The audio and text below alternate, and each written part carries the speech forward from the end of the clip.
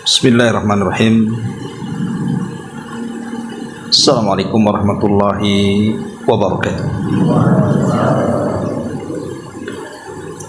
Alhamdulillah wassalatu wassalamu ala Rasulillah wa ala alihi wa sahbihi wa mawalah wa la hawla wa la quwata illa billahi wa ba'd.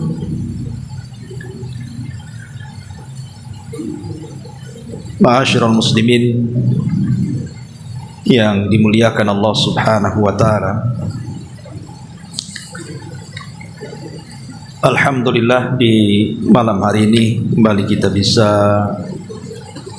duduk untuk berthalabul ilmi, dan kita masih melanjutkan kajian kita membahas fikih Asmaul Husna karya Profesor Dr. Abdul Razak bin Abdul Muhsin Al-Abbad Al-Badr hafizahullah ta'ala.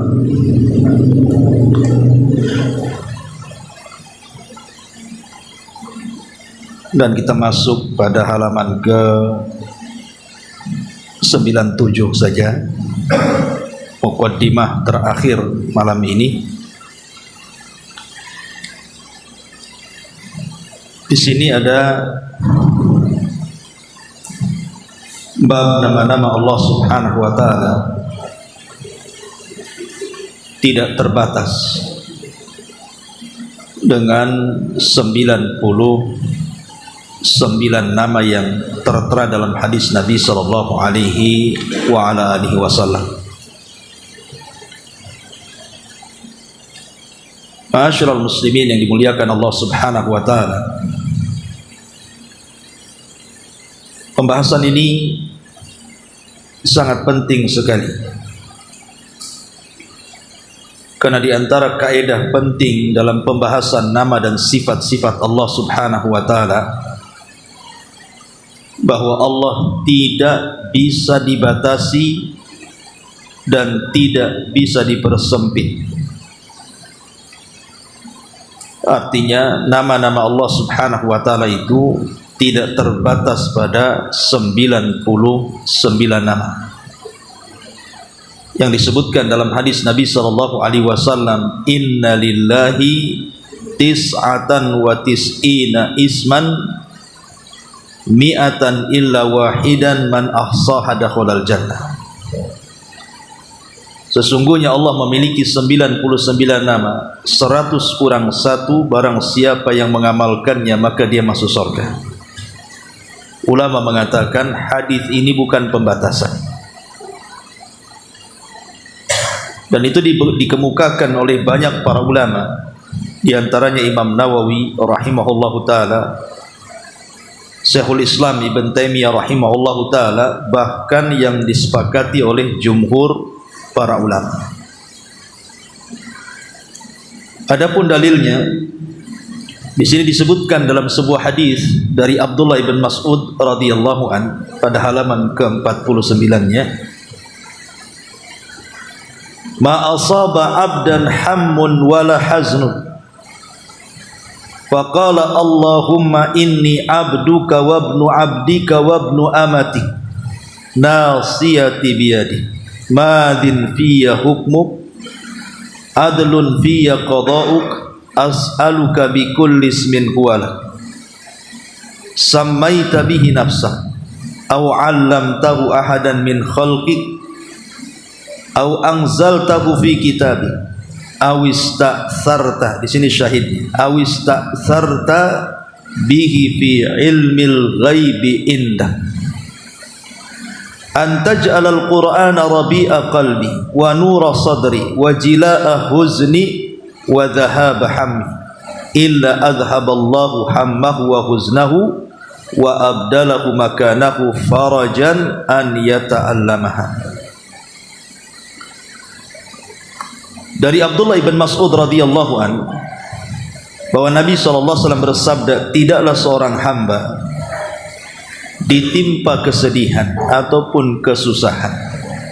Ini salah satu obat dari Nabi SAW. Kalau antum terkena masalah yang mengakibatkan hidup kita sedih dan susah. Kemudian dia mengucapkan doa ini, ya Allah, sesungguhnya aku adalah hamba, anak dari hamba, anak dari hamba perempuan, ubun-ubunku ada di tangan, hukummu berlaku pada diriku, dan sungguh adil keputusan. Aku memohon kepadamu dengan semua namamu yang engkau memiliki, yang dengannya engkau menamai dirimu, atau yang engkau turunkan dalam kitabmu, atau yang engkau ajarkan kepada salah seorang hambamu. Di sini syahidnya, atau yang engkau simpan dalam ilmu kegaibanmu.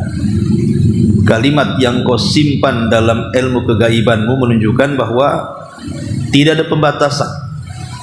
Cuman yang kita ketahui 99 nama, yang kita tidak ketahui banyak karena Allah tidak menyebutkan.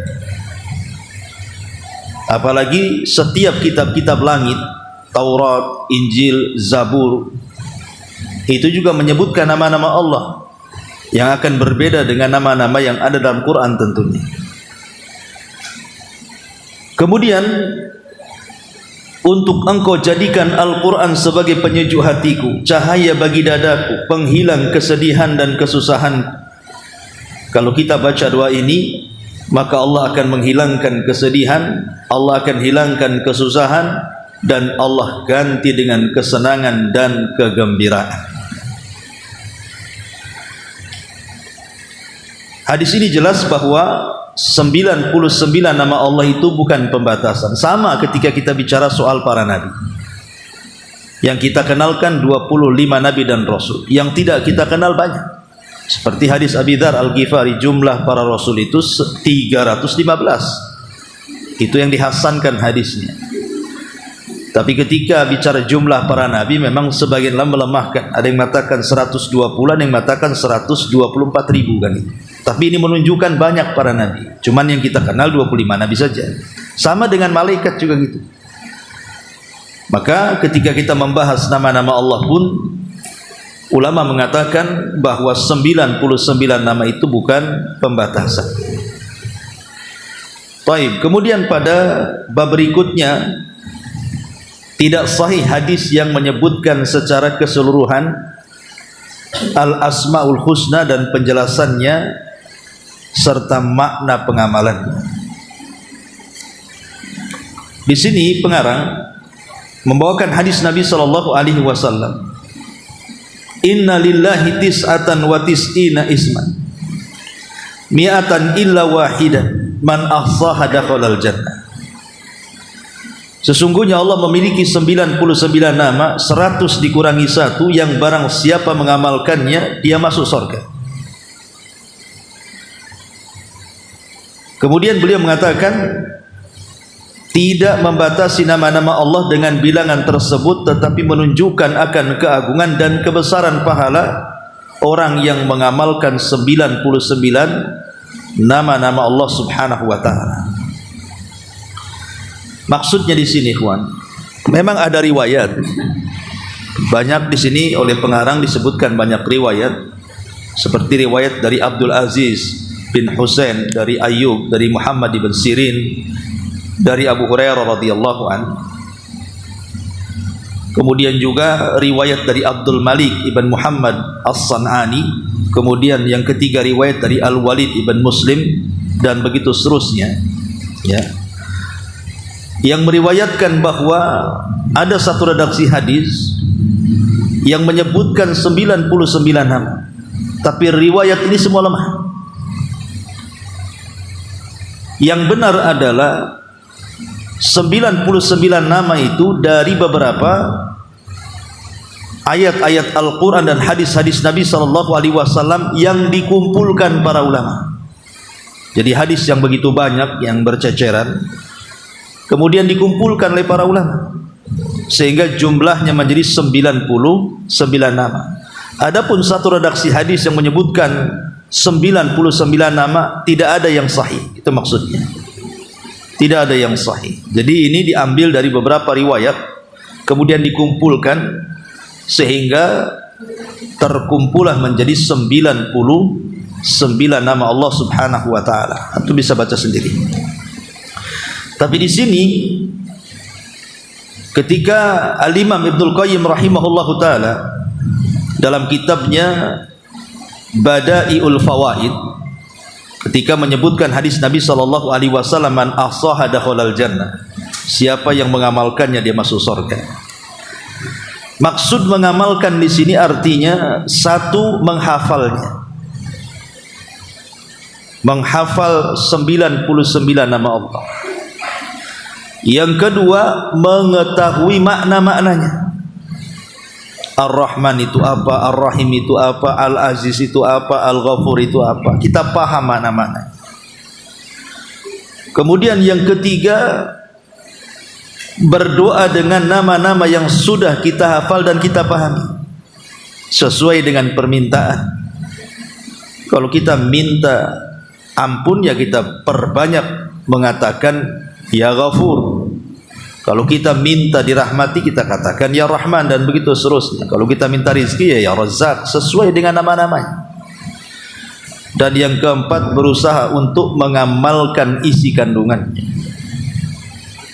Kalau kita berhadapan dengan nama-nama Allah Subhanahu wa taala yang disebut Ismu Al-Jamalah, nama-nama Allah yang indah, maka kita berusaha untuk menirunya. Tapi kalau berhadapan dengan Ismullah Al-Jalalah, nama-nama Allah yang agung, yang besar, maka berusaha untuk mengamalkan lawannya. Yang sudah saya jelaskan bahwa nama-nama Allah itu terbagi dua. Ada Ismul Jamalah, nama-nama Allah yang indah, maka kita disuruh menirunya. Seperti Ar-Rahman, Ar-Rahim, Al-Latif, Al-Wadud. Itu kan kelembutan. Nah, kita berusaha menirunya. Tapi ada nama-nama Allah itu yang disebut Ismul Jalalah, yang mengandung keagungan Allah, seperti Al-Khaliq. Maka kita berusaha kebalikan daripada Al-Khaliq. Kita ini makhluk, jangan menjadi Tuhan. Kita ini makhluk. Al-Mutakabbir, sombong, jangan sombong. Kita ini harus mutawadi, kita harus rendah diri. Jadi kalau berkenaan dengan Ismul Jalalah, kebalikannya. Tapi kalau Ismul Jamalah, maka kita berusaha mencontohnya. Jadi makna hadis Nabi SAW, sesungguhnya Allah memiliki 99 nama, barang siapa yang mengamalkannya maka dia masuk surga. Maksudnya kalau dia melakukan 4 hal. Pertama, menghafalnya. Yang kedua, mengenal makna-maknanya. Yang ketiga, berdoa dengannya. Yang keempat, berusaha mengamalkan isinya. Itulah makna hadis, barang siapa yang mengamalkannya masuk surga. Ma'asyiral muslimin yang dimuliakan Allah Azza wa Jalla. Kemudian yang ke halaman ke-106 ini yang paling penting kita bahas, kita akan bentangkan panjang lebar di sini. Kesalahan, bahkan kesesatan dalam pembahasan al-asma wa sifat. Baik, ma'asyiral muslimin yang dimuliakan Allah Azza wa Jalla. Mu'allif hafizahullah taala ingin menjelaskan kepada kita dan ingin meluruskan, karena di masyarakat itu ada orang-orang yang tidak paham dengan fungsi daripada nama-nama Allah dan sifat-sifatnya, sehingga banyak yang terjerumus kepada kesalahan dan penyimpangan, bahkan sampai kepada bid'ah dan kesyirikan. Makanya beliau ingin meluruskan supaya jangan menghilangkan keberkahan nama-nama Allah, jangan menghilangkan keajaiban-keajaibannya dengan salah kaprah ketika memahami dan mengamalkannya. Saya sudah ringkas di sini, ada sekitar 10 poin yang beliau sebutkan di sini. Pertama, beliau mengatakan di sini bahwa di antara bentuk penyimpangan itu adalah sebuah makalah yang beredar akhir-akhir ini, kata beliau, di tengah orang-orang awam yang jahil. Penulis makalah tersebut menjelaskan bahwa setiap nama Allah memiliki khasiat yang mujarab dalam menyembuhkan penyakit tertentu, seperti penyakit mata. Obatnya dengan memperbanyak nama Allah yang ini. Penyakit telinga obatnya adalah dengan menyebut nama Allah yang itu. Penyakit tulang obatnya yang ini. Sakit kepala obatnya yang itu. Dan begitu seterusnya kata beliau. Dan ini sebuah kebatilan kata beliau. Allah tidak turunkan padanya keterangan dan tidak ada landasan yang menopang manapun menguatkannya. Bahkan tidak ada dalam zikir-zikir yang disyariatkan ataupun cara pengobatan Islami kecuali tersusun dari dua kata yang sempurna, dan tidak pernah ada zikir dengan cara mengulang-ulang penyebutan satu persatu nama Allah seperti yang dikatakan penulis. Ma'asyiral muslimin yang dimuliakan Allah Azza wa Jalla.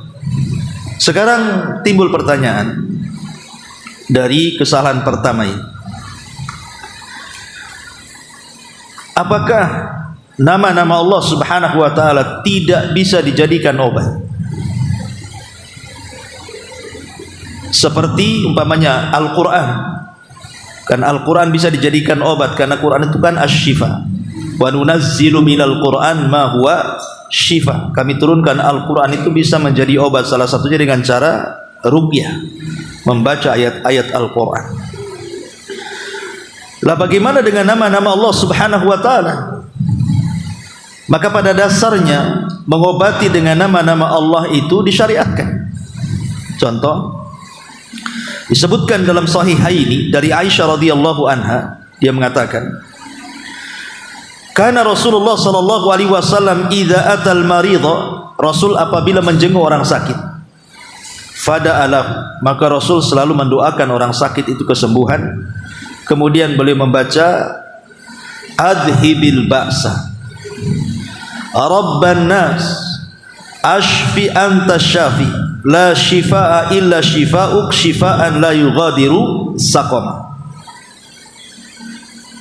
Adhibil ba'sa rabban nas, wahai Rabb manusia, sembuhkanlah penyakit orang ini. Sembuhkanlah karena engkau zat yang maha penyembuh, dan tidak ada penyembuhan kecuali yang datang dari penyembuhan yang tidak berbekas sama sekali. Dalam hadis ini Nabi SAW menyebut nama-nama Allah kan. Rabban Nas itu nama Allah, Asy-Syafi gitu ya.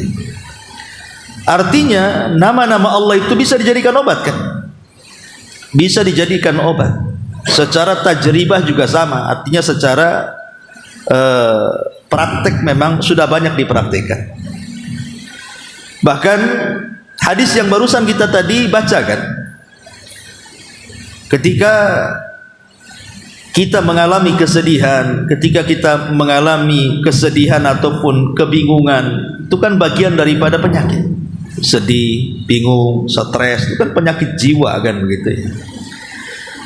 Kemudian Nabi SAW mengajarkan kepada kita, disuruh membaca Allahumma inni abduka wabnu abdika wabnu ammatika nasiyati biyadik madin fiyya hukmuk adlun fiyya qada'uk as'aluka bikulli ismin huwalak sammaita bihi nafsak au anzaltahu fi kitabik au allamtahu ahadan min khalqik au ista'tharta bihi fi ilmil ghaibi indak an taj'alal qur'ana rabi'a qalbi, dan begitu seterusnya. Kalau kita membaca doa ini, kata Rasul apa? Maka akan menghilangkan setiap stres, setiap bingung, setiap sedih yang ada pada diri kita. Lihat susunan doa ini menganjurkan kepada kita untuk apa? Menyebut nama Allah kan, as'aluka bikulli ismin huwalah, aku meminta dengan nama yang engkau beri nama dirimu. Artinya kan secara umum Asmaul Husna itu bisa dijadikan obat kan begitu. Tapi maksudnya di sini pengarang, maksudnya yang salah kaprah itu ketika kemudian menentukan satu nama Allah, kemudian diulang-ulang nama itu untuk penyebutan tertentu atau penyembuhan tertentu, padahal tidak ada dalil secara nas Quran dan Sunnah, itu yang jadi masalah. Seperti umpamanya kalau seandainya antum punya penyakit budek, apa budek gitu ya, keluar conge itu apa ya, maka antum memperbanyak nama Allah As-Sami, As-Sami, As-Sami, banyak gitu ya. Ya Allah sembuhkan diriku, Engkau zat yang maha mendengar, maha mendengar, maha mendengar. Ini tidak ada dalilnya seperti ini, kawan. Atau yang buta, ya basir, ya basir, ya basir gitu ya. Atau mungkin antum yang sudah tua, sudah 70 tahun, jalan pun sudah susah, pengen tulangnya kuat, antum menyebut nama Allah ya qawi, ya qawi, ya qawi gitu. Ya qawi biar kuat kan ini. Ya tetap aja antum enggak akan kuat. Karena tidak bisa pengobatan seperti itu. Ataupun yang kalau stres gitu ya, usaha kok selalu pusing kepala kan gitu ya, karena nggak laku. Akhirnya antum berdoa ya Ghani, ya Ghani, ya Ghani, ya Ghani, ya kaya, ya kaya, ya kaya. Tetap aja miskin. Karena nggak ada dalilnya. Ya. Jadi pengobatan itu ikhwatu fiddin sudah saya terangkan kepada antum. Ada 3 jenis pengobatan. Yang 2 dibolehkan, yang 1 tidak boleh. Yang pertama bukan hanya dibolehkan, bahkan dianjurkan. Karena pengobatan itu berdasarkan Quran dan Sunnah. Seperti minum madu, habatus sauda, minyak zaitun, bekam, macam-macam kan itu. Itu kan ada nasnya. Ataupun mungkin tidak ada nasnya secara Al-Quran dan Sunnah, tetapi secara riset penelitian memang itu obat.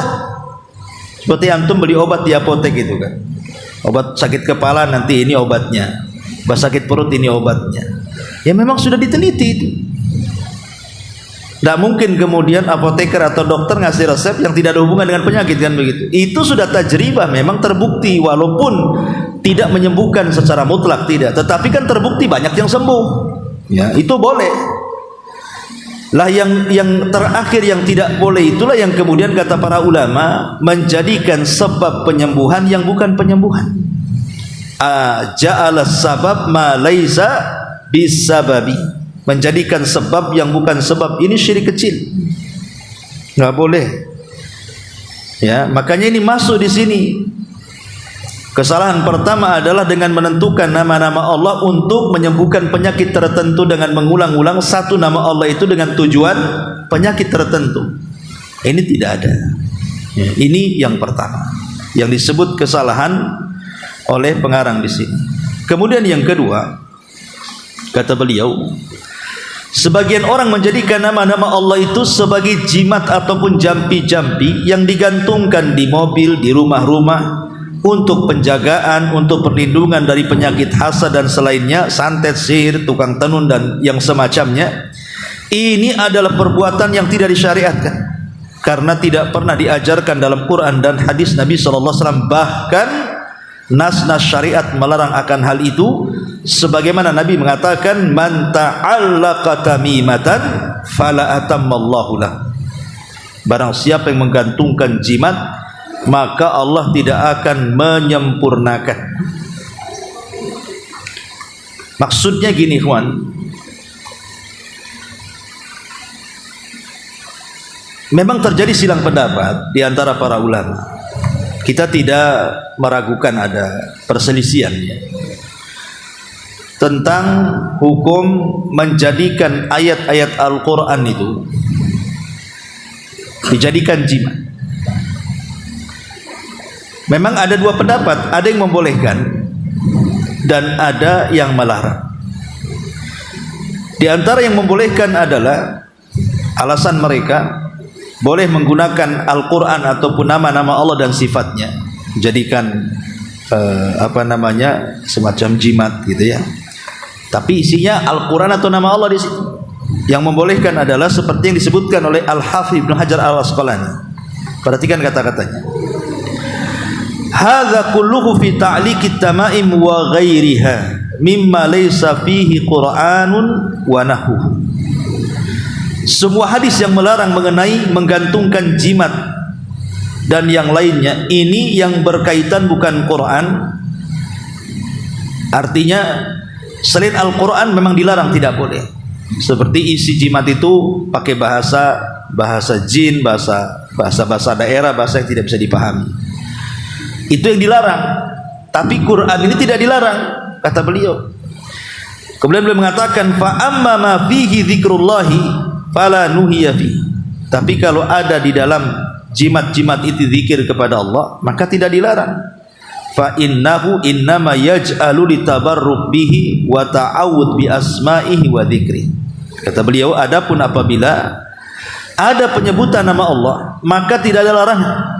Hal tersebut dijadikan sebagai bentuk tabarruk saja, mencari berkah atau ta'awud dalam rangka meminta perlindungan dengan menyebut nama-nama Allah Subhanahu wa taala. Kemudian juga diperkuat oleh Imam Qurtubi. Imam Qurtubi juga mengatakan, menukilkan perkataan Imam Malik, apa katanya? La ba'sa bi ta'liqil kutubi allati fiha asmaullahi azza wa jal ala a'naqil marda ala wajhi tabarruk. Tidak mengapa menggantungkan sebagian jimat lembaran yang ada nama-nama Allah pada leher orang sakit untuk mencari berkah kesembuhan. Ini ulama yang membolehkan. Ya. Tetapi yang kuat melarang. Dan ini dikuatkan, dijelaskan oleh para ulama yang lainnya. Di antaranya adalah ulama mengatakan wahtajjaha ula lamma dhahabu ilaihi bima ya'ti umumun nahyi fil ahadithi wala mukhassas lil umum saddan lidzari'ah fa innahu yufdi ila ta'liqi mattafaqa ala tahrimihi atau mattufiqa ala tahrimihi. Kemudian annahu idza ulliq fala budda an yamtahinahu al mu'alliq bihamlihi ma'ahu fi hali qada'il hajah. Ulama yang melarang karena ada 3 alasan. Kenapa kita dilarang menjadikan jimat itu dari nama-nama Allah ataupun dari Quran itu sendiri? Karena 3 alasan. 1, keumuman larangan dalam hadis Nabi SAW dan tidak ada yang mengkhususkannya. Hadis tadi kita jelaskan, barang siapa yang menggantungkan sesuatu maka tidak akan disempurnakan. Ini kan umum. Apapun yang digantungkan, mau Quran, mau selain Quran, mau nama Allah, mau selain nama Allah, masuk pada hadis ini. Yang kedua, dalam rangka menutup jalan menuju ke arah kesyirikan, karena hal ini bisa mengantarkan kepada apa yang disepakati keharamannya. Artinya dikhawatirkan orang itu nanti bukan tergantung kepada Allah, tapi tergantung kepada jimatnya. Memang isinya Quran, isinya nama-nama Allah, tapi kemudian harapannya lebih kepada gantungan dibandingkan kepada Allah. Dan ini mengantarkan kepada kesyirikan, kan begitu. Apalagi kalau sudah terlalu yakin gitu ya.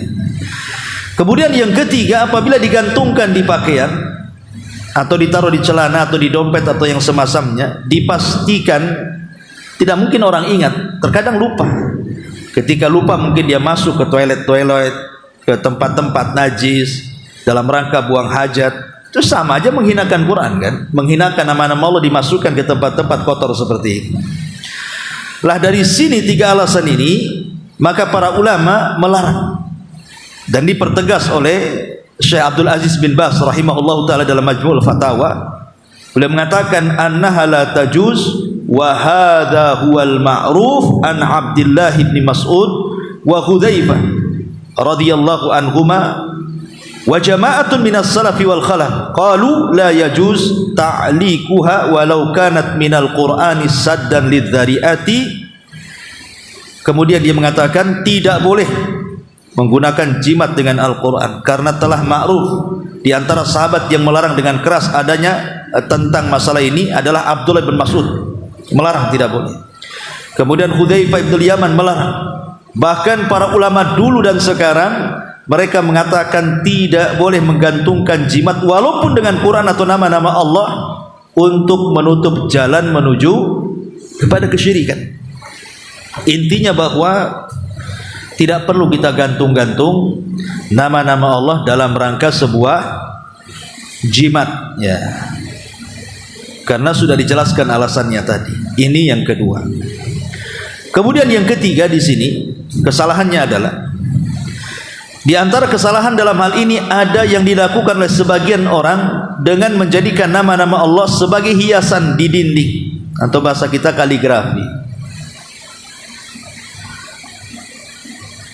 Yang dengannya orang melihatnya akan terpesona dengan keindahan tulisan dan keindahan hiasan serta warna-warni tulisan tersebut. Adapun pengaruh nama-nama tersebut dalam hati berupa ketakutan, keimanan, dan dalam kebaikan amal perbuatan, maka tidak terwujud sama sekali dalam perbuatan yang tidak disyariatkan tersebut. Maknanya begini, nama-nama Allah subhanahu wa ta'ala itu adalah nama-nama yang indah dan sifatnya yang sempurna. Kenapa Allah subhanahu wa ta'ala memberitahu nama-namanya? Supaya kita merenungkan nama-nama itu, supaya kita mengamalkan isinya, menghafalkannya, memahaminya, mendakwahkannya. Adapun sekedar digantung dalam sebuah kaligrafi, manfaatnya apa? Untuk keimanan orang, umpamanya kita lihat banyak di rumah-rumah kaum muslimin ada nama-nama Asmaul Husna kan dalam bentuk kaligrafi kan. Tapi orangnya tak sholat, di rumahnya masih gibah, ya kan? Masih juga makan riba di situ. Kemudian tidak mau sedekah, bakhil, macam-macam kan gitu. Pengaruhnya apa? Padahal di depannya itu terpampang Asmaul Husna besar kali kaligrafinya, sampai orang terpukau bulan nengoknya. Padahal sebenarnya Asmaul Husna itu bukan itu maksudnya. Man ahsaha dakhalal jannah. Allah memberitahu nama-nama Allah dan kemudian kita berusaha mengamalkannya masuk surga itu. Saya sudah katakan 4 perkara tadi. Kita disuruh menghafalnya, memahaminya, mengamalkannya dan berdoa dengannya. Tidak ada disuruh menggantungkannya di situ. Yang kadang-kadang kita saksikan, terkadang nama Allah dengan nama Muhammad itu sejajar. Ini saja sudah salah kan, sejajar. Kalau presiden dengan Pak Wapres nggak masalah lah kan, sejajar kan. Nah, walaupun presiden lebih tinggi kan, janganlah disamakan. Tetap nama Allah harus lebih tinggi dibandingkan nama Muhammad. Itu saja secara peletakan sudah salah kan gitu ya. Jadi intinya ma'asyiral muslimin yang dimuliakan, pengarang ini mengatakan bahwa kalau bisa jangan hanya sekedar jadikan tulisan kaligrafi yang hanya dinikmati keindahannya, tapi nama-nama Allah itu tidak melahirkan perasaan takut, perasaan harap, semangat beramal, semakin kita rajin beribadah. Jadi apa manfaatnya kalau sudah digantung? Itu maksudnya. Ini kesalahan yang ketiga.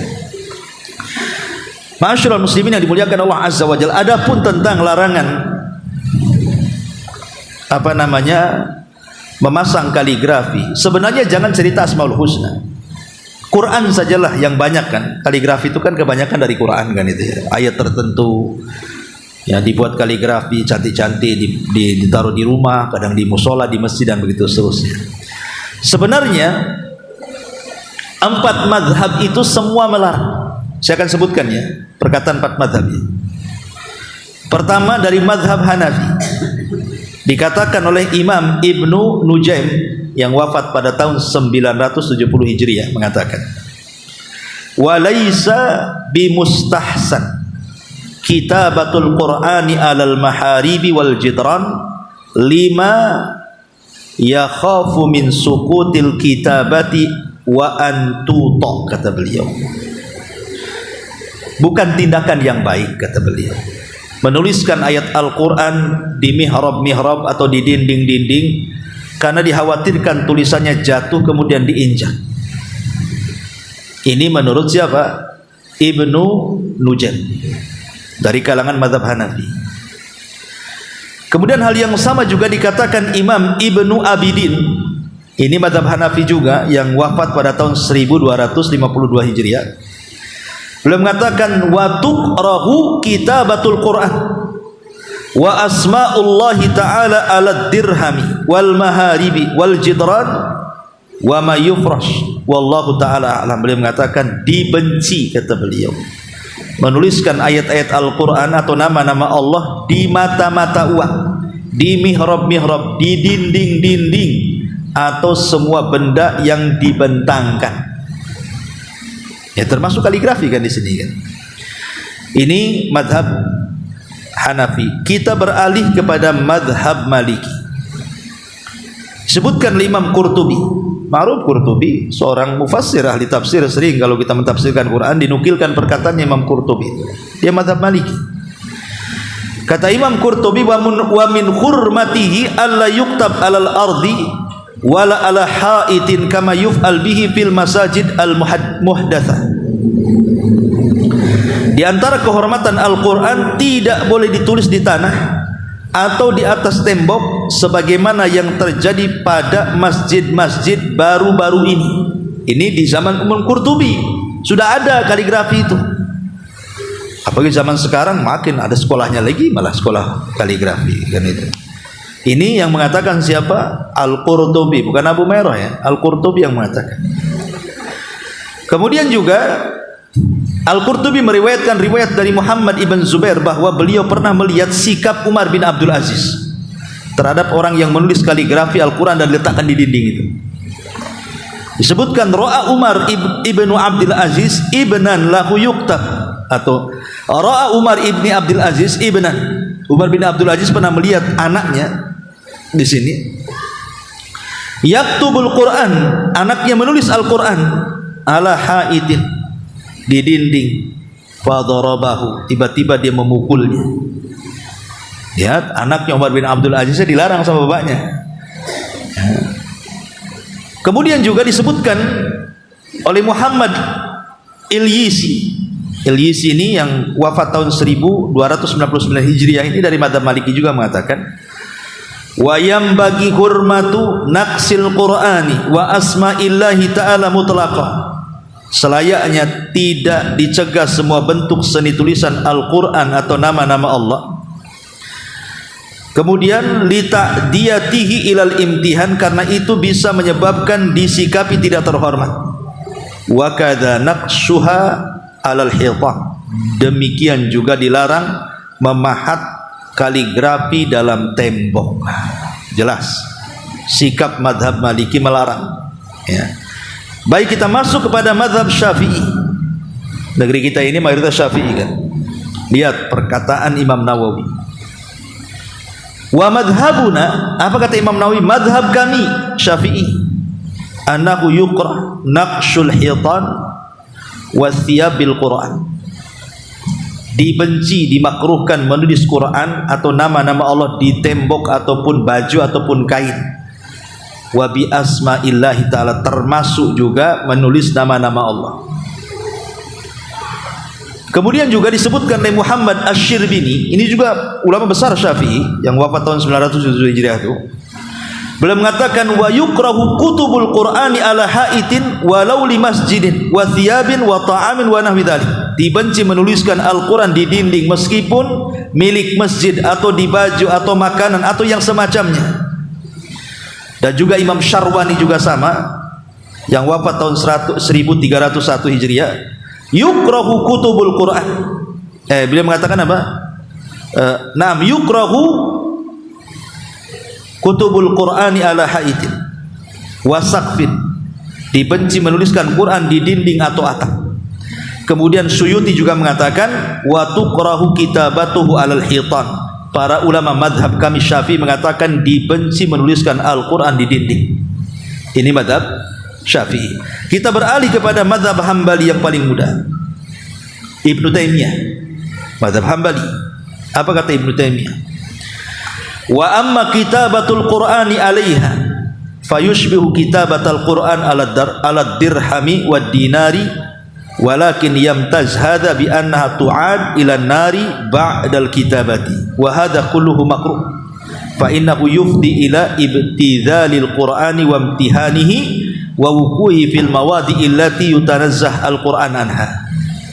Hukum menuliskan Al-Quran di lempengan perak sebagaimana hukum menuliskan Al-Quran di mata uang dinar dan dirham.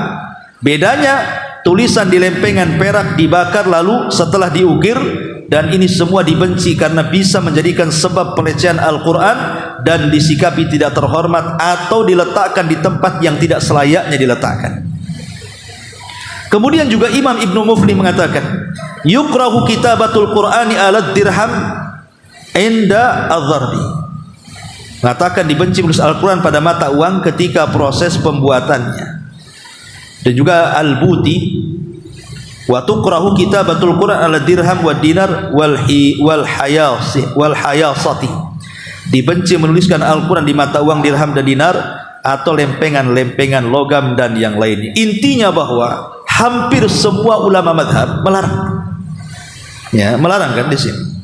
Kenapa? Karena faedahnya itu untuk ketakwaan kita tidak ada gitu maksudnya.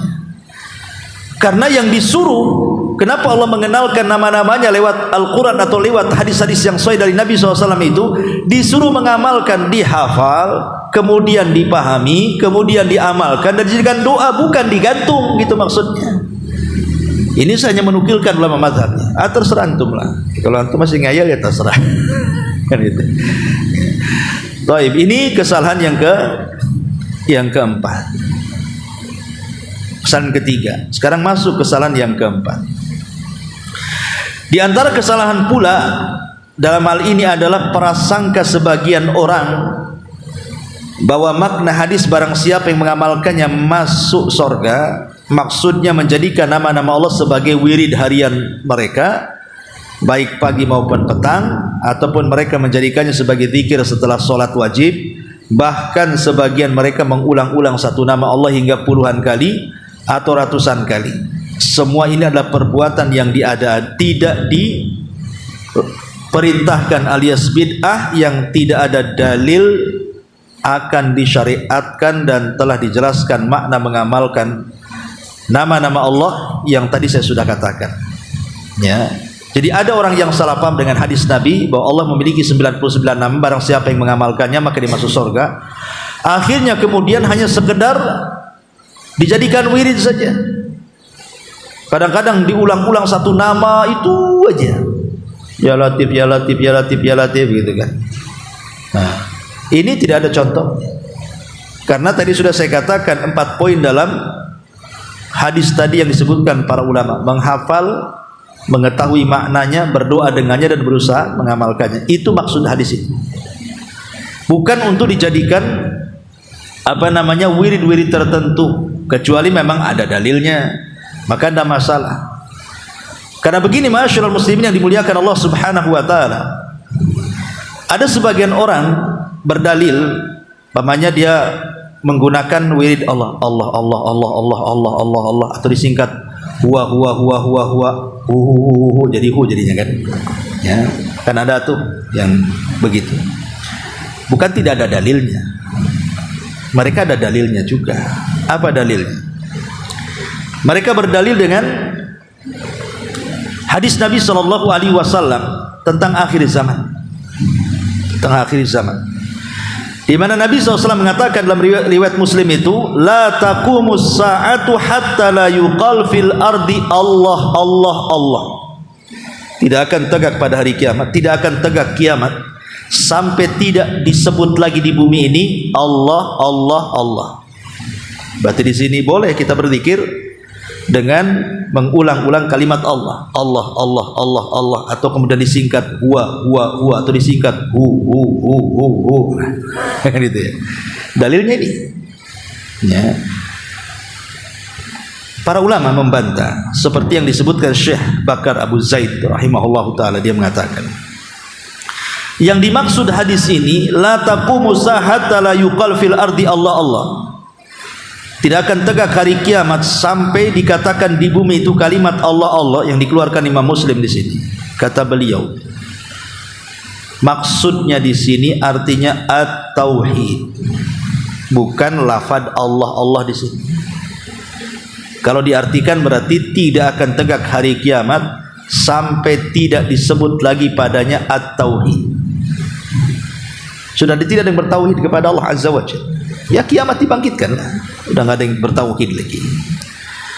Itu beliau, kata Syekh Bakar Abu Zaid rahimahullahu taala, beliau mengatakan seperti itu. Beliau mengatakan di sini, kata beliau, saya akan bacakan perkataan beliau di sini. La taqumu sa'ata la yuqal fil ardi Allah, Allah, rawahu Muslim. Wal murad, adapun yang dimaksud dalam hadis ini adalah qauluhu la ilaha illallah. Dan ini disebutkan oleh Imam Zahabi dalam Syiar A'lamin Nubala, bahwa yang dimaksud kalimat Allah, Allah di sini tidak akan terjadi kiamat sampai di bumi tidak ada lagi yang menyebut la ilaha illallah. Gitu maksudnya hadis ini. Bukan Allah Allah Allah, walaupun lafadznya memang Allah Allah, tapi kan hadis ini kan harus ada keterangan ulama. Kita tidak bisa letterlek hadis, kan dohir hadis seperti itu kita pahami sehingga langsung kita simpulkan. Kita harus melihat penjelasan para ulama. Makanya Syekh Bakar Abu Zaid rahimahullah membantah. Dimaksud Allah Allah di situ maksudnya kalimat la ilaha illallah. Kenapa demikian? Karena ada riwayat yang dikeluarkan Imam Ahmad yang menjelaskan riwayat itu.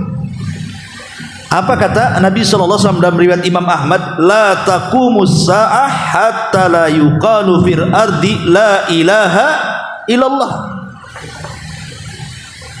Jadi karena ada riwayat yang lain yang menegaskan kalimat la ilaha illallah, berarti yang dimaksud hadis yang pertama bahwa tidak akan terjadi kiamat sampai tidak ada yang menyebut Allah Allah. Dalam riwayat yang lain dijelaskan maksudnya la ilaha illallah, gitu maksudnya. Berarti kalau kita berzikir la ilaha illallah, tidak ada masalah. La ilaha illallah, ilaha illallah, tidak masalah.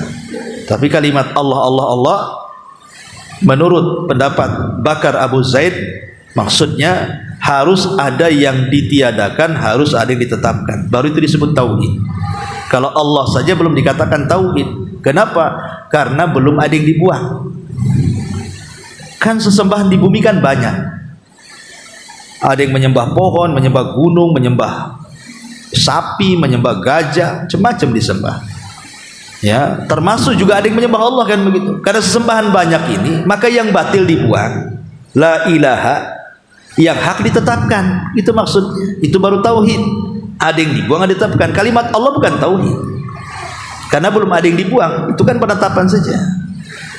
Makanya kemudian kalimat Allah belum dikatakan tauhid sampai dia mengucapkan kalimat la ilaha illallah. Itu baru kalimat tauhid.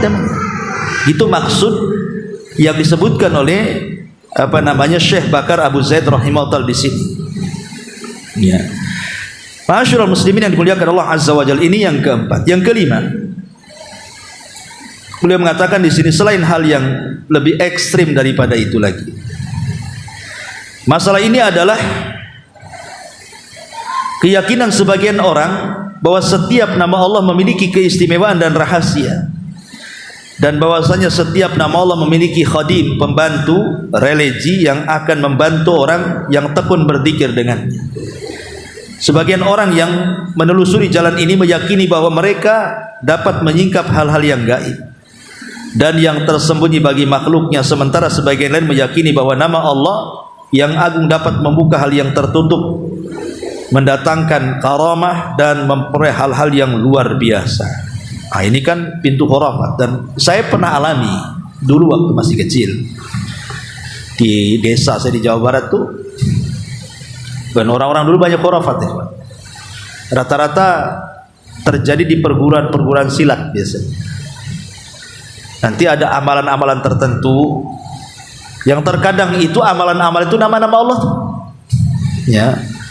Jadi kalau diamalkan nih nama-nama Allah tertentu, dibaca sekian kali itu nanti akan datang jurus-jurus macam-macam. Keluar jurus harimau, keluar jurus kerasakti apa. Kita digerakkan sendiri itu. Nah, ini kan diyakini ada khodamnya, itu jin setan itu. Nggak ada hubung kait nama-nama Allah dengan khodam, nggak ada. Ini kan menjerumuskan kepada khurafat ya. Dan itulah dijadikan pintu masuk para dukun. Para dukun tuh masuk lewat sini. Karena begini ikhwan, kata Syekh Shalih Fauzan hafizahullah ta'ala, sebuah kebenaran itu kalau nampak 100%, sebuah kebatilan itu kalau nampak 100% gak akan diterima. Tapi kalau dibumbui 50% yang batil, 50% yang hak, pasti diterima orang. Kenapa? Karena tercampur mana hak mana batil sehingga orang tak tahu. Kalau kebatilan nampak 100%, orang gak mungkin mau menerima. Tapi kalau sudah dicampur dengan yang hak yang batil, itu tertutupi yang batil, nampak yang hak, orang masuk di situ. Oh, ini mantap ini katanya perguruan silat ini ada amalan-amalannya, diajarkan amalan Asmaul Husna, dan siapa yang membacanya dia akan sakti, mandraguna dan begitu seterusnya. Ini gak khurafat ya kawan. Asmaul Allah bukan untuk itu ya. Asmaul Husna itu untuk memasukkan kita ke surga dengan cara menghafalnya, memahaminya, berdoa dan berusaha untuk mengamalkan isinya. Ini yang kelima. Kemudian yang keenam, di sini sebuah kesalahan juga kata beliau. Di antara kesalahan adalah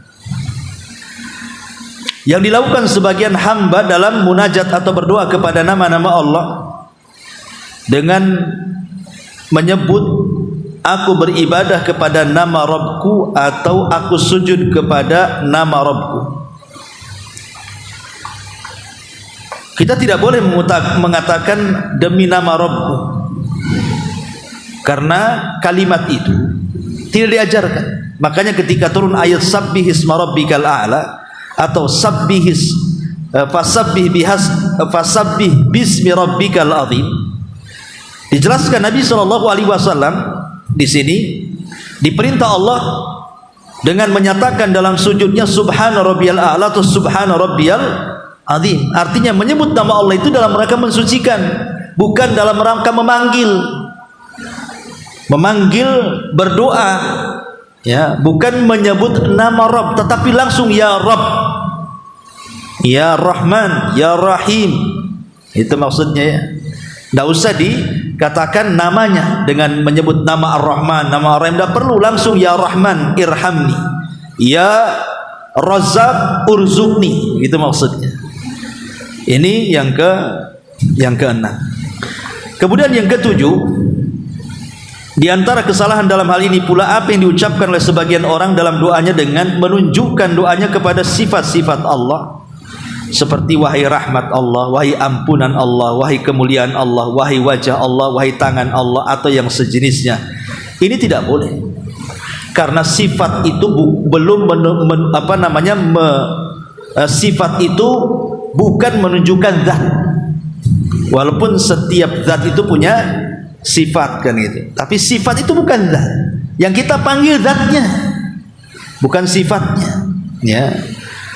Makanya yang kita panggil itu nama-nama Allah, ya Allah, ya Rahman, ya Rahim, ya Malik, bukan sifat-sifatnya, ya. Karena berdoa dengan sifat itu, ma'asyiral muslimin yang dimuliakan Allah Azza wa Jalla, tidak dibolehkan kata para ulama, seperti yang dikatakan oleh Imam Ibnu Taimiyah ketika beliau menulis bantahan kepada seorang ahli bid'ah di zamannya namanya Al-Bakri, sehingga kitabnya disebut Rad al-Bakri. Beliau mengatakan ada rincian antara meminta dan antara isti'adzah. Kalau meminta perlindungan dengan sifat-sifatnya nggak apa-apa. Meminta perlindungan, isti'adzah, ya, maksudnya isti'adzah, meminta perlindungan dengan menyebut sifat-sifat Allah Subhanahu wa taala tidak ada masalah. Tetapi kalau dalam rangka meminta, maka tidak boleh, harus menyebut namanya, bukan sifatnya. Langsung ya Rahman, ya Rahim, jangan ya Qudratullah, ya Izzatullah, ya Azamatullah, tidak boleh seperti itu. Langsung saja ya Rahman, ya Rahim, ya Malik, ya Qudus, dan begitu seterusnya. Ini disebutkan begitu. Kemudian yang nomor 7, nomor 8.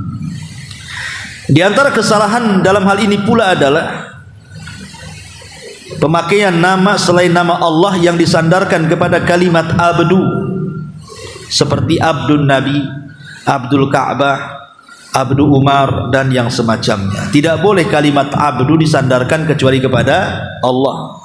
Abdul Rahman, Abdul Rahim, Abdul Ghafur, Abdul Razzaq.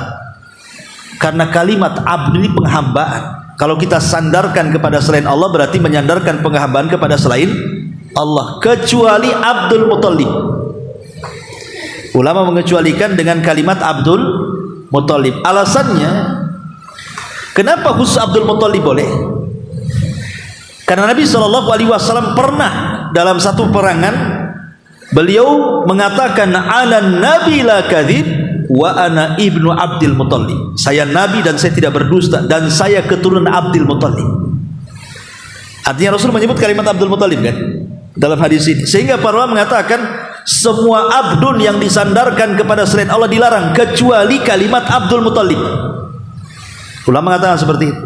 Walaupun kata para ulama yang lain, tetap Abdul Muthalib pun tidak boleh,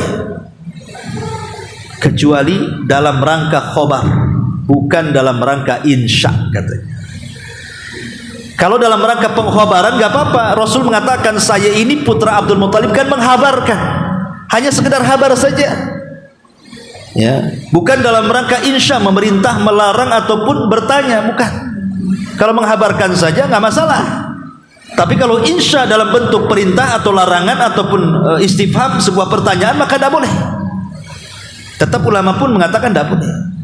Seperti yang dikatakan Syekh Ibnu Utsaimin rahimahullah, mengatakan al-shawab yang benar, tahrimut ta'bid lil mutallib, haram menyandarkan kalimat abdun kepada al-mutallib. Fala yajuz li ahadin an yusamma ibnahu Abdul Muthalib. Tidak boleh kalau punya anak antum kasih nama Abdul Muthalib. Kenapa demikian? Kata beliau, adapun kalimat Nabi ana Abdul Muthalib, ana ibnu Abdul Muthalib, kata Syekh Utsaimin, fahadha min babil ikhbar wa laysa min babil insya. Ini hanya penghabaran saja, bukan insya, bukan sebuah perintah, larangan atau sebuah pertanyaan, tidak, ya. Ma'asyiral muslimin yang dimuliakan Allah Azza wa Jalla, intinya tidak dibolehkan. Katakan anak kita kalau lahir Abdullah, Abdurrahman, Abdurrahim, ya gitu ya. Abdul Ka'bah nggak boleh. Taib. Kemudian di sini yang nomor 9. Di antara kesalahan dalam hal ini pula adalah memberikan sebagian makhluk seperti nama Nabi SAW dan selainnya nama-nama Allah yang baik, yang khusus bagi Allah, seperti ucapan salah seorang di antara mereka, Muhammad yang maha awal, Muhammad yang maha akhir, Muhammad yang maha tinggi, yang maha zahir. Tidak boleh mensifatkan seorang Nabi sekalipun dengan sifat-sifat Allah, tidak boleh. Tetap yang namanya makhluk, khalik, dibedakan, jangan disamakan. Ini yang nomor berapa? 9. Nomor 10. Kemudian juga diantara keharamannya memberi nama-nama dengan nama-nama Allah yang khusus bagi Allah. Nggak boleh kita memberi nama yang khusus bagi Allah. Ikhwatu fillah muliakan Allah Azza wa Jalla, maksudnya gimana? Begini ya rinciannya. Memberi nama dengan nama-nama Allah Azza wa Jalla itu ada beberapa rincian. Yang pertama, nama Allah yang disertakan dengan alif lam.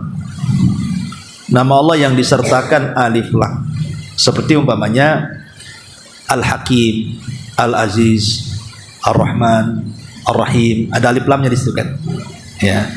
Maka tidak boleh memberi nama siapapun dengan nama-nama Allah yang disertakan kalimat alif lam. Antum punya anak namanya Al-Aziz, tidak boleh. Al-Hakim, tidak boleh. Tapi kalau seandainya tidak ada alif lam, maka sebagian nama Allah boleh, seperti Hakim, Aziz, boleh. Jangan kasih alif lam, ya. Kemana Hakim, kemana Aziz, nah gitu ya. Jangan pakai alif lam, sebab kalau alif lam ini macam-macam kegunaannya. Ada li istighraq, ada li ta'rif, macam-macam, ya. Karena kalau sudah dimasuki alif lam, tidak dikenal kecuali Allah masalahnya. Karena nama-nama Allah itu ada yang sama sekali tidak boleh diberikan kepada makhluk, seperti Allah, tidak boleh. Antum punya bayi lahir laki-laki, siapa namanya? Allah, tidak boleh, kafir antum. Karena ada seorang mutanabbi, seorang ahli syair di zaman salaf dulu, punya anak dikasih nama Allah, dikafirkan para ulama. Anaknya dikasih nama Allah, ulama kafirkanlah. Karena ada nama-nama khusus yang tidak boleh diberikan kepada makhluk. Allah Ar-Rabb, tidak boleh. Al-Khaliq, masa anaknya Al-Khaliq, tidak boleh. Itu sebagai Allah. Yang kedua, ada yang boleh, seperti yang tadi Aziz, jangan pakai alif lam, ya. Kemudian Hakim, tidak masalah kan itu ya. Kemudian yang ketiga, nama-nama yang bukan nama Allah tapi terkandung sifat kekhususan bagi Allah, ini pun tidak boleh. Memang bukan nama Allah, tapi di dalamnya ada sifat-sifat yang merupakan khusus bagi Allah. Malikul Muluk, rajanya para raja, tidak boleh. Rajanya para raja Allah lah kan itu. Ahkamul Hakimin, hakimnya para hakim, ya Allah lah hakimnya para hakim, hakim agung, ya kan. Nah, itu memang ada nama-nama yang terkandung sifat yang khusus bagi Allah, walaupun dia bukan nama Allah, tapi kalau terkandung sifat yang khusus bagi Allah, tidak boleh. Karena begini, di zaman Nabi ada seorang sahabat yang diberi kunyah, gelar Abul Hakim, ya, Abul Hakam. Kenapa Abul Hakam? Karena di kaumnya terkenal dia tukang mendamaikan orang. Ya, jadi kalau ada orang berselisih datang sama dia, apabila didamaikan, damai itu. Makanya orang-orang menyebutnya Abul Hakam. Ya, bapak yang punya hukum bahasanya kan itu ya. Karena dia suka damaikan orang. Jadi satu hari berjumpa dengan Nabi. Kemudian Nabi SAW mengatakan, siapa namamu? Dia mengatakan, saya Abul Hakam. Nama saya Abul Hakam. Kata Nabi, innallaha huwal hukmu wa ilaihil hukmu. Allah lah yang punya hukum dan kembalinya hukum kepadanya. Kemudian Abul Hakam membela diri mengatakan, ya Rasul, kaumku kalau berselisih datang kepada aku damaikan. Makanya mereka menggelari aku dengan Abul Hakam. Maka Rasul mengatakan begini saja, kamu punya anak berapa? Saya punya anak sekian. Satu yang namanya Muslim, anakku. Yang kedua namanya Abdullah. Yang ketiga ada juga namanya Syureh katanya. Kata Rasul, kamu Abu Syureh. Kamu Abu Syureh, bukan Abul Hakam. Suruh diganti, disuruh ngambil nama anaknya. Kan? Karena kalimat Abul Hakam ini terkandung sifat-sifat yang khusus bagi Allah. Nggak boleh kita sembarang ngasih nama. Ya, karena akan menyamai nama-nama Allah Subhanahu wa taala. Makanya dilarang, seperti qadil qudat, ya, qadinya para qadi, ahkamul hakimin, hakimnya para hakim, dan begitu seterusnya lah yang tadi disebutkan, atau malikul muluk, rajanya para raja-raja diraja, dan begitu seterusnya. Maka ini terlarang karena terkandung nama yang di dalamnya sifat-sifat yang khusus bagi Allah. Masyaallah muslimin yang dimuliakan Allah Azza wa Jalla. Kemudian yang terakhir beliau mengatakan, di antara kesalahan yang banyak menyebar di zaman ini adalah hal-hal yang menunjukkan pengagungan terhadap nama-nama Allah. Di antaranya dengan cara membuang kertas, buku, koran, undangan tertentu kan banyak kadang-kadang. Makanya kalau kiranya undangan-undangan makan, walimah, nikah, kadang-kadang kita tulis Quran kan di situ, atau Bismillahirrahmanirrahim. Kadang-kadang kalau antum perkirakan, ini nanti disebar, takut dibuang, takut tercecer, takut gimana kan, nanti dihinakan, gak usah ditulis aja lah kan itu. Ya, gak usah ditulis, supaya jangan dihinakan maksudnya. Tapi kalau antum yakin gak akan dihinakan, ya gak ada masalah. Nah, ini juga yang harus dipahami tentang kesalahan-kesalahan dengan dalam bab nama Allah. Dan yang terakhir pembahasannya adalah bahwa nama-nama Allah itu ada tingkatan-tingkatan. Bahkan ada nama Allah itu kalau kita berdoa dengan nama itu, bertepatan dengan berdoa dengan nama itu yang kita sebut, maka pasti mustajab. Itulah yang disebut dengan Ismul A'zam. Jadi dari nama-nama Allah itu ada namanya Ismul A'zam, nama-nama yang agung, yang kita tidak tahu yang mana satu dari 99 nama itu. Yang jelas ada di situ. Aisyah radhiyallahu anha ditanya, kenapa Allah sembunyikan? Maka Aisyah radhiyallahu anha mengatakan, maka seperti Lailatul Qadar di 10 akhir Ramadan, supaya kita semangat mencarinya. Maka begitu juga Ismul A'zam dalam nama-nama dan sifat Allah Subhanahu wa taala disembunyikan oleh Allah supaya kita semangat mempelajarinya, semangat mengamalkannya, semangat menghafalnya. Nah, makanya ada tingkatan-tingkatannya di sini. Ya, makanya di sini ada hadis yang mengatakan, laqad sa'alallah bismil a'zam alladzi idza su'ila bihi a'ta wa idza du'iya bihi ajab. Sungguh orang itu telah memohon kepada Allah dengan namanya yang paling agung, yang jika dia diminta dia memberi, dan jika dia memohon pasti akan dikabulkan permohonannya. Ya, ada sebenarnya mengatakan Allah, Rabb, Al-Hayyu, Al-Qayyum, macam-macam perselisihan ulama, tapi tidak ada dalil yang jelas tentang Ismul A'zam itu. Ya, hanya diperselisihkan, ada yang Al-Hayyu, Al-Qayyum, Ar-Rabb, Allah, Allahumma, dan begitu seterusnya. Wallahu alam, ini mukadimah terakhir, insyaallah mungkin minggu depan kita masuk pada bukunya, mempelajari Asmaul Husna dari kalimat Allah dan seterusnya sampai 99 nama. Wallahu alam, sampai di sini, mudah-mudahan ada manfaatnya. Kita tutup dengan doa kafaratul majlis. Subhanaka wa bihamdika asyhadu an la ilaha illa anta astaghfiruka wa atubu ilaik. Allahu ta'ala alam. Assalamualaikum warahmatullahi wabarakatuh.